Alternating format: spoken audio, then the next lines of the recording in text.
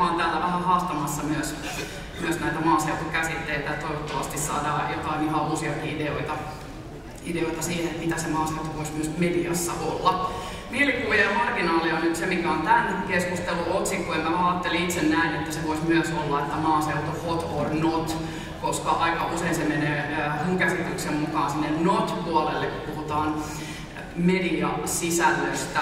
Tai sitten se on jotain sellaista, mitä mun kollega tässä aika hiljattain A-studiossa teki pikkukylien seksielämästä, eli yritetään kalastella sitä huomiota vähän jollain tämmöisellä seksiaiheisella jutulla. Se oli kyllä hyvin luettu juttu, että siinä mielessä puolesta kyllä ihan hyvin paikkaansa. Mutta sen mä vielä toteen, että se juttu alkoi sanoilla naurun vai epätoivon aihe. Ja sitten siinä todettiin, että kuva on yksipuolinen, kapea ja myös vaiettu. Ja nämä voisi ehkä koskea ihan yhtä hyvin kuin sitä pelkästään sitä seksielämää, niin sitä, että miten maaseutu nähdään mediassa. Onko se kuva kapea, onko se naurun aihe? Ja tästä lähdetään nyt sitten keskustelemaan. Nyt pyytetään meidän keskustelijat tänne lavalle. Ensimmäisenä MTK:n toiminnanjohtaja Antti Sahi, ole hyvä.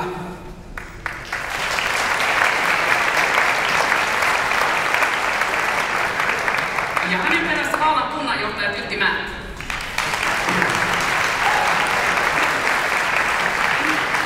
Tytillä on täällä kannustusjoukkue selkeästi. Helsingin yliopiston Ruralia-instituutin tutkimusjohtaja Torsti Hyrläinen.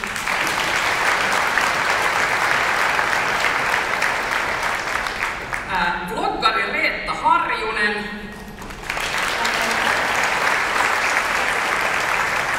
Ylen aluetoiminnan päällikkö Jyri Katajarahko. Sitten ehkä tavallaan, mutta varmasti vielä paljon enemmän provosoivasti mun hengenheimolainen toimittajakolumnisti Tuomas Enbuski.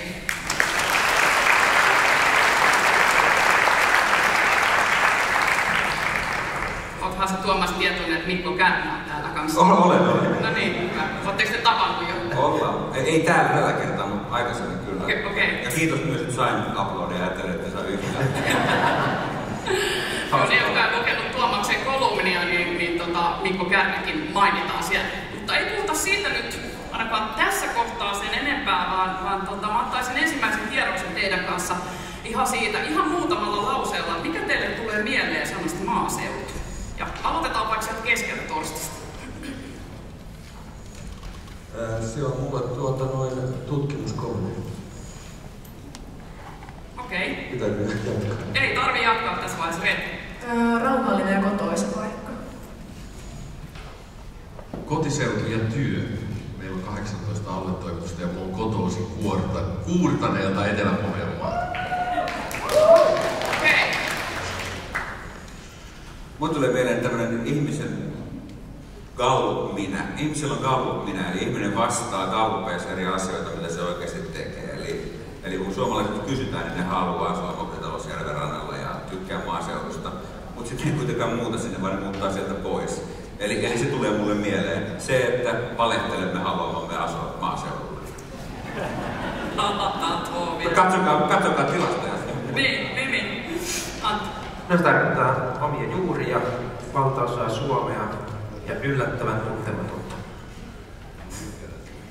Maaseutu on Suomen kilpailukyvyn lähde. Se on minun koti ja se on sydämen asia. Tässä huomasi heti tämmöisen eron, että muut suhtautuu kovin vakavasti ja Tuomakselle tää on, siitä löytyy myös sitä huumoria ja tämähän on vähän se, mistä puhuttu nyt, että onko se vaan semmoinen hauska loppukevennys meillä, mutta mä haluaisin, Tuomas, sehän on itsekin böndeltänyt, etkö ole? Joo, mutta ehkä sen takia voikin puhua myös näin vapaasti asiasta, mutta lähdetään vähän puhumaan siitä nyt sitten, että minkälainen se maaseutu on siellä mediassa. Ja mainitsen nyt taas sen sanan seksi tässä. Voiko teidän mielestä maaseutu olla seksikäs aihe? Jyri? Miksi ei voisi? Ehkä se mielikuva on se, että aina ne semmoiset vähän kummalliset jutut tulee maaseudulta. Taas on jotain hörhöä. Mikä on kummallinen juttu? Niin. rupeatpa etsimään niitä kummallisia juttuja. Aika moni niistä on mielenkiintoinen. Mikä on kummallinen juttu? No, kummallinen ehkä hiukan väärin sanoa, mutta semmoinen erikoinen. Me tehtiin jossain vaiheessa Joensuun toimijoista teki jutun tämmöisistä tukkijätkä perinteistä, jota muutama kaveri heidän alueellaan harjoittaa. Ja se oli aika mielettömän hieno se video, missä nämä jätkät näyttävät, että miten siinä tukin päällä tehdään erinäisiä asioita. Ja se on saanut miljoonia ja miljoonia näyttökertoja ympäri maailmaa. Että tavallaan niin kuin hyvin tämmöinen perinteinen asia, josta nousee maailman hitti. Näähän ikään kuin leimaa sitä, nämä isot hitit, sitä mielikuvaa, että sieltä tulee vähän tommosia. Vähän niin kuin erikoisuudet. Niin, mutta aika moni tämmöinen niin kuin arkinen, tärkeä, mielenkiintoinen juttu löytyy maaseudulta ja ei se katso aikaa eikä paikkaa, mistä se mielenkiintoinen uutinen löytyy. Sä oot Jyri Ylen aluetoiminnan päällikkö. Onko tää sun syy, että tää on näin? Ei. Aha, okei. Miksi ei?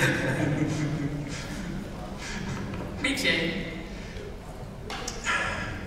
Aika paljon jäisi kertomatta uutisia ja tarinoita, jos ei me niitä kerrottaisi. Ja palaan vieläkin siihen, että maaseudulla tapahtuu paljon, tapahtuu välillä niitä kummallisia asioita, mutta niitä tapahtuu ihan kaupungissakin. Mun mielestä aika paljon kummallisia asioita. Niin kuin meidän tehtävä on etsiä ja löytää ne tarinat ja uutiset ja kertoa ne. Löytää ne mielenkiintoiset ihmiset, joita koko Suomi on täynnä. Tytti, viittasit. No joo, musta tää on vähän ristiriitasta siinä mielessä, että maaseutua aina esitellään nimenomaan tämmöisten eriskummallisuuksien kautta. Et mehän eletään siellä ihan niin kuin normaalia arkea, että aamulla herätään ja syödään ja käydään vessassa ja mennään kouluun ja töihin ja näin, että siinä mielessä se erikoisuuksien kautta aina maaseudun esille nostaminen ei välttämättä ole hyvä asia. Eli täytyisi miettiä, että mitä muuta uutisoitavaa siellä maaseudulla on. Ja tuossa mitä viittasit siihen, että onko maaseutu aina tämmöinen niin huumorikohde, iltakevennys, niin toisaalta eihän siinä mitään pahaa ole, jos maaseutu on mukava paikka. Sinnehän hakeutuu aika moni kaupunkilainen kesällä, jopa 80 päivää vuodesta. Suurin osa kaupunkilaisista viettää maaseudulla, niin sieltäkin olla ihan mukava paikka. Reetta, sä oot Laukalta kotoiseksi. Just googlasit vielä 1000 henkilön Yle ja täällä oli jotain tuttujakin sulle, niin mitä sä sanot? Siis mulle justiinsa tämä maalle tuleminen, niin se on semmoinen, että siellä saa oikeasti olla naturellina. Mun ei tarvitse laittaa meikkiä. Mä voin mennä saunaan ja mennä uimaan ja siellä voi olla oma itsensä. Mutta se, että mä oon asunut Oulussa puoli vuotta, mä oon huomannut sen, että mä oon vähän muuttunut. Ja mun tavallaan oma ulkopuolikin on muuttunut siinä, että mun täytyy koko ajan olla niin hyvän näköinen. Mutta sitten se, että kun mä menen maalle, mä voin vaan olla siellä ja ihan sama mitä mä näytän. Toi niin siihen seksijuttuun. Eikö maalla voi olla hyvän näköinen? Siis voi. Ja lommana voi olla hyvän näköinen, mutta se, että niin kun, mulle tulee se mielikuva, että kun maalle mennään, niin siellä niin kun, ei tavallaan arvostella. Mutta se, että kun kaupungissa ollaan, niin siellä sitten on enemmän niin kun sitä, että arvostellaan. Koet sä, että tämä kuva, minkä sä just sanoit, että maalla saa olla naturellia ja arvostella, niin se ei tule mediassa esille? Siis tätä ei ole. Antti ja sitten Tuomas. Joo, täytyy sanoa, että maaseutu on suuri tuntematon. Myöskin suomalaisessa tunnetaan toisaalta, mutta mitä se itse asiassa on, niin sitä ei tunnisteta. Ja niin jokapäiväisessä elämässä, vaikkapa sitten siellä Kehä Ykkösen sisäpuolella, ei ymmärrä, että mitä se maaseutu on tuonut sille joka päivä. Mikä se väärä kuva on sitten? No, Kehä Ykkösen sisällä on? Ehkä se on juuri se, että tapahtumat keskittyvät poliittisen päätöksenteon ja taloudellisen vallankäytön kautta sinne pienelle alueelle ja sitten siirtoyhteydet ikään kuin jonnekin ulospäin, mutta se, että miten se maaseutu vaikuttaa siihen, niin sitä ei ymmärretä. Ja ihan noin elinkeinotoiminnan kannaltakin, niin jos menisi vaikka Jumbon Prismaa ja tyhjäisi kaikki tuotteet, jotka on tehty Kehä Kolmosen ulkopuolella, niin Prisma olisi aika tyhjä.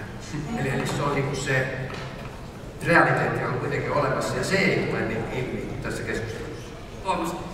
Niin musta oli alusta sanoa, että kun sä muutit kaupunkiin Ouluun, koska mähän on Oulusta kotoisin, mä oon asunut siellä 20 vuotta ja nyt vähän yli 20 vuotta Helsingissä.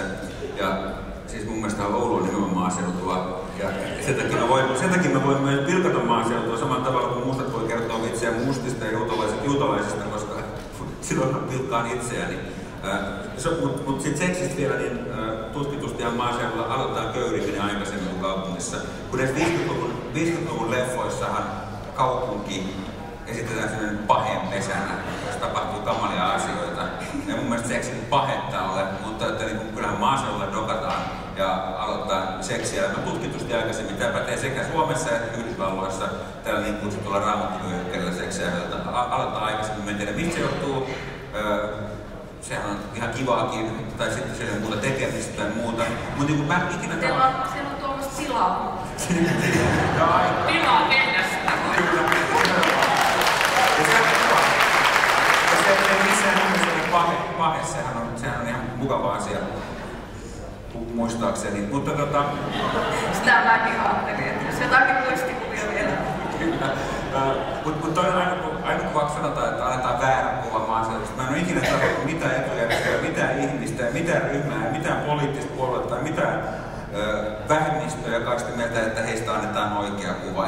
Ihan samalla tavalla niin kuin mediassa koko ajan esitellään esimerkiksi Itä-Helsinki, jonain kaamena paheiden pesänä, jossa käytetään huumeita ja niin kuin, että just oli uutinen, että Alma, tämä menestynyt suomalaisartisti, hänen kova taustansa Itä-Helsingissä.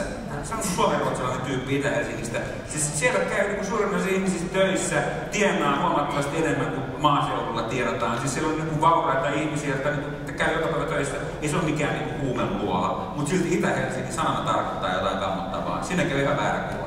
Niin kuin kaikista. Kuka tämän kuvan, jota me nyt sit mediassa levitetään, on sitten oikea tai väärä, niin kuka se niin rakentaa siellä? Onko se niin median päättäjät, tämmöiset Jyri Katajarahkot vai kuka sen maaseutukuvan? Joo, Torsti. No ensinnäkin täytyy ymmärtää se, että tämä maaseutua koskeva keskustelu on todella vanha ja sillä on erittäin syvät kulttuuriset juuret. Että oikeastaan maaseudun kaupungin vastakkain asetteleva tämmöinen puhetapa, sehän on tuhansia vuosia vanha. Että se ei ole mitään uutta, se on tavallaan pysyvä piirre meidän yhteiskunnassa, että me koko ajan niin kuin keskustellaan siitä, mitä maaseutu on, mitä kaupunki on, mikä niiden suhde on, ja tämmöinen jännite on niin kuin olemassa. Että siinä ei ole mitään tavallaan niin kuin ihmeellistä. Sanotaan näin, että sekä maaseutututkimuksessa, tutkimus yleensä ja sitten yhteiskuntatieteessä ja maaseutua koskevassa tutkimuksessa, niin me oikeastaan jaetaan kun kysytään mitä maaseutu on, niin se jaetaan niin kuin kahteen tavallaan semmoiseen lähestymistapaan. Toinen on se, että me pystytään kuvaamaan maaseutu ikään kuin tilastollisesti, rakenteellisesti, väestöllisesti sellaisena kuin se on. Kuvataan se. Toinen on se, että maaseutu rakentuu tällaisten mielikuvien, kielen, kulttuuristen rakenteiden kautta niin kuin kulttuuriseksi konstruktioksi, jolla ei ole tavallaan semmoista oikeaa muotoa, vaan se on jatkuvan keskustelun niin kuin alainen. Ja niin kuin nykyään oikeastaan, kun maaseudun olemusta tai kaupunkisuhdetta pohditaan, niin seurataan tällaisia kertomuslinjoja.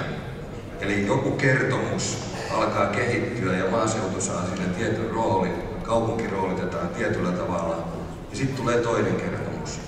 Että nämä kertomukset vaihtelee ja ne on aina vaihdellut ja myös Tuomas nostaa taitavasti aina jonkun tämmöisen vanhan kertomuslinjan esiin. Hän pääsee sillä niin kuin esiin ja julkisuuteen, koska me eletään tällaisessa media- ja huomiotaloudessa, jossa pitää kärjistää asiaa.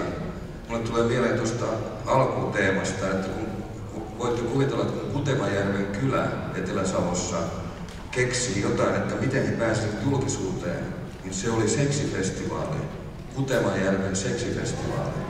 Niin se on se, he niin kuin tiesivät sen, että jos he järjestää Kutemajärven kyläjuhlat, niin ne ei tule niin paljon väkeä kuin tulee Kutemajärven seksifestivaaleja. No niin kyllä, niitä ei enää ole, mutta tämä vaan kertoo siitä, että se on, me ei päästä koskaan niin lopulliseen totuuteen tästä, että että kumpi on tärkeämpi tai onko maaseutu tärkeä, kaupunki tärkeä, vaan se on jatkuva tämmöinen keskustelu, jota tässäkin nyt käydään. No, miksi tää on Torsti, miksi nämä on niin kärjistynyt nämä päät? Ääripää on sana, että saa käyttää tuommoista tietää, tää hyvin se on kielletty, mutta käytiin nyt kuitenkin, niin miksi tää on niin kärjistynyt lisää maaseutu ja kaupunki? No diskurssi. Mä oon sitä just viime aikoina tutkinut hyvin tämmöisillä isoilla pitkän sanomalehtiaineistojen avulla 1700-luvulta lähtien nykypäivään. Se on siinä mielessä kiinnostavaa just, että tämä mun ajatus tästä maaseudusta tämmöisenä kertomuksellisena kehityksenä suhteessa kaupunkiin, niin se näkyy siinä ja siinä on voisi ehkä pitää sellaisena, monet ei ehkä tiedä sitä, että kun suomen kieleen tuli tämä sana maaseutu yleensä, niin se tuli suhteellisen myöhään 1800-luvun puolivälin tiedoilla, mutta se oli ensin niin kuin monikkomuodossa. Käytettiin sanaa maaseudut ja siitä 1840-50-luvulla se alkoi kääntyä muotoon maaseutu. Ja se tarkoitti niin kuin sitä, että maaseudusta alettiin kielellisesti synnyttää tämmöistä yhtenäistä kokonaisuutta ja se hävitti tämmöisen maaseudun niin kuin monimuotoisen rakenteen. Ja tämä sama tapahtui Isossa Britanniassa.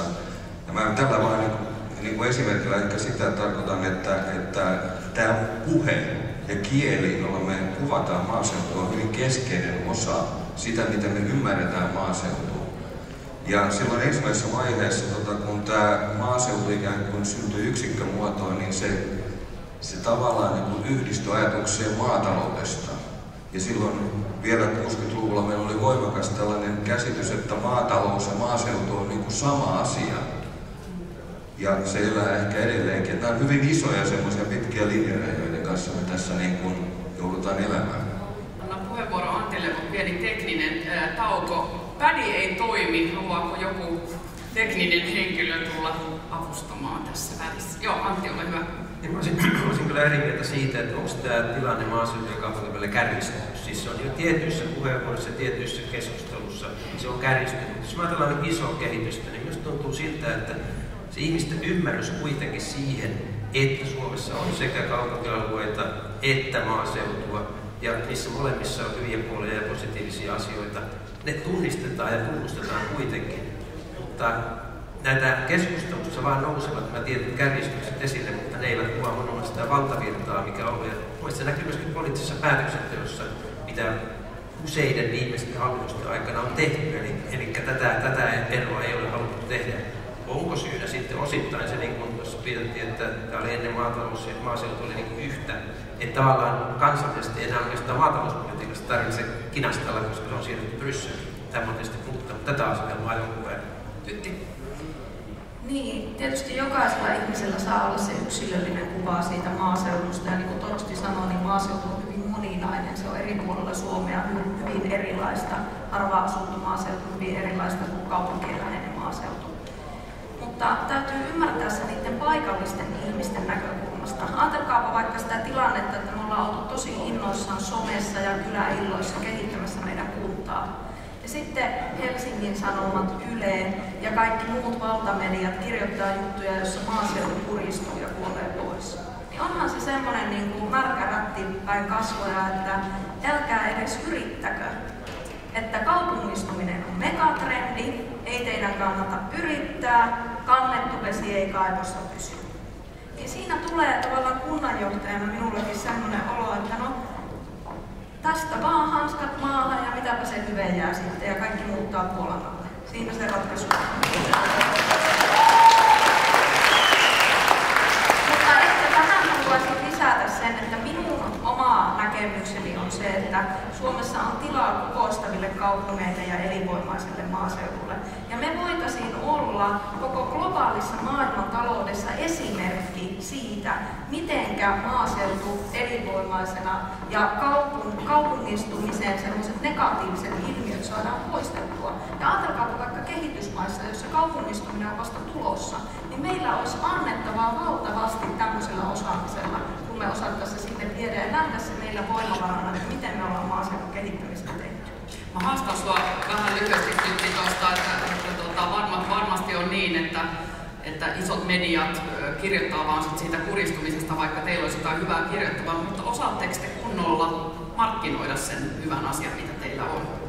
No ensinnäkään me emme voi markkinoida, kun meillä ei ole siihen juuri rahaa, mutta me pyrimme viestimään, että jos joku niitä meidän viestejä me kuulee, niin kyllä niistä sitten puhutaan. Että sosiaalinen mediahan on siinä hirvittävän hyvä ja blogit ja muut alustat, että ne on ilmaisia. Kuka tahansa voi siellä sitä omaa viestiä tuoda esille. Ja mä oon kiitollinen siitä, että ihmiset seuraa näitä välineitä ja saavat sitä tulevaisuuden uskoa sitä kautta.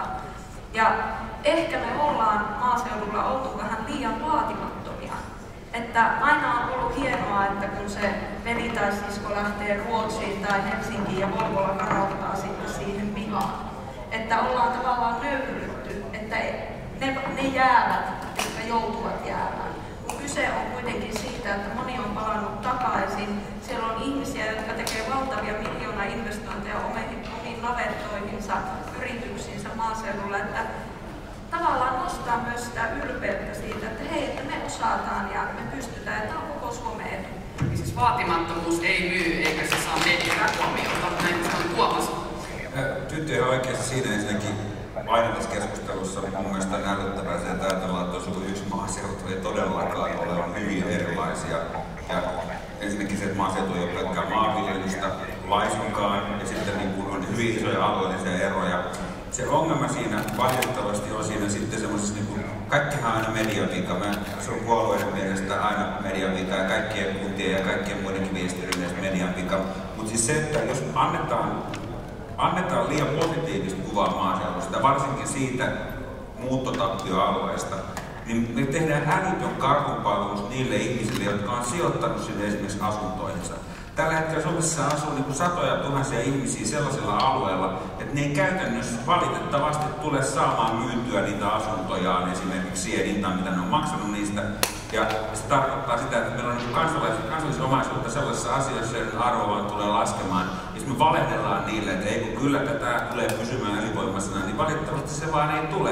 Eli se on niin myös ryöstöä niiltä ihmisiltä, jotka on sijoittanut sinne. Eli ei pidä antaa liian hyviä lupauksia esimerkiksi muuttotappioalueiden ihmisille. Mutta eikö Tuomas ole eri asia kertoa faktat ja sitten kuitenkin nostaa myös sen rinnalle niitä positiivisia asioita? Toki, mutta siis, mikä on sellainen fakta esimerkiksi, mikä Helsingin Sanomissa on kerrottu väärin? Siitä ei tässä tullut sellaista niin oikeaa esimerkkiä. Tämä on nyt vähän tämmöistä Trump-puhetta, että media kertoo vääriä faktoja. Kyllä ne niin yrittää kertoa erittäin oikeita faktoja. Ei, mä tarkoitin nimenomaan, että kerrotaan ne faktat oikein.